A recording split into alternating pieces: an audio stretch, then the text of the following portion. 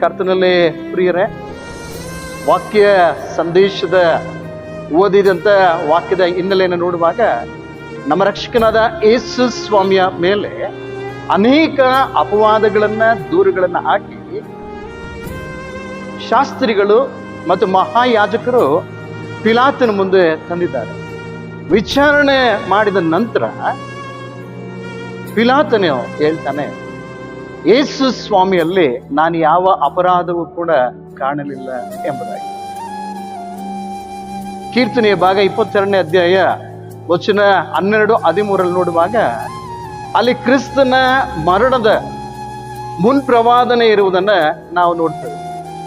ಅನೇಕ ಗೂಳಿಗಳು ನನ್ನನ್ನ ಸುತ್ತುವರೆದಿದ್ದವು, ಗರ್ಜಿಸುವ ಸಿಂಹವು ನನ್ನ ಸುತ್ತ ಇದೆ ಎಂಬುದಾಗಿ. ಆ ಸನ್ನಿವೇಶದಲ್ಲಿ ಯೇಸು ಸ್ವಾಮಿಯ ಸುತ್ತ ಅನೇಕ ಸನ್ನಿವೇಶಗಳು, ಪರಿಸ್ಥಿತಿಗಳು ಸುತ್ತುವರೆದಿದ್ದವು. ಈ ದಿವಸದ ಧ್ಯಾನಕ್ಕಾಗಿ ಯೇಸು ಸ್ವಾಮಿಯನ್ನ ಸುತ್ತುವರೆದಂತ 3 ಸಂಗತಿಗಳನ್ನ ನಾವು ಧ್ಯಾನ ಮಾಡ್ಲಿಕ್ಕಿದೆ.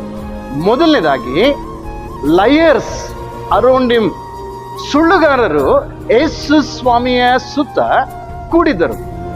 ಅನೇಕ ಸಂಗತಿಗಳನ್ನ ಯೇಸು ಸ್ವಾಮಿಯ ಮೇಲೆ ಅಪವಾದಗಳನ್ನ ಹಾಕಿ ಏನಂದ್ರೆ ಯೇಸು ಸ್ವಾಮಿನ ಶಿಲ್ಬೆ ಗಂಬ ಏರಿಸಲಿಕ್ಕಾಗಿ ಅವ್ರು ಕೂಡಿದ್ರು. ಅವ್ರು ಯಾರು ಎಂಬುದಾಗಿ ನೋಡುವಾಗ ಯಾಜಕರು ಮತ್ತು ಶಾಸ್ತ್ರಿಗಳು. ಯಾಕೆ ಯೇಸು ಸ್ವಾಮಿ ಮೇಲೆ ಅಪವಾದ ಎಂಬುದಾಗಿ ಹೇಳುವಾಗ ಅವರಲ್ಲಿದ್ದಂತ ಏನಂದ್ರೆ ಹೊಟ್ಟೆ ಕಿಚ್ಚಿನ ಸ್ವಭಾವ, ಸ್ವಾರ್ಥ, ಕಠಿಣವಾದಂತ ಹೃದಯ. ದೇವರ ವಾಕ್ಯ ಹೇಳ್ತದೆ ಅವರ ಹೃದಯವು ಕಲ್ಲಾಗಿತ್ತು ಎಂಬುದಾಗಿ. ಎರಡನೇದಾಗಿ ನೋಡುವಾಗ ಯೇಸು ಸ್ವಾಮಿಯ ಸುತ್ತ ಆ ದಿನಗಳಲ್ಲಿ ಲೈಸ್ ಅರೌಂಡ್ ಹಿಮ್, ಸುಳ್ಳುಗಳು ಆತನ ಮುಂದೆ ಅನೇಕ ಸುತ್ತುವರೆದಿದ್ದವು. ಈಗಾಗಲೇ ವಾಕ್ಯ ಭಾಗದಲ್ಲಿ ನೋಡಿದ ಹಾಗೆ 4 ಸುಳ್ಳುಗಳನ್ನ ಯೇಸು ಸ್ವಾಮಿಯ ಸುತ್ತ ಎಣಿಯುವುದನ್ನ ನಾವು ನೋಡ್ತೇವೆ.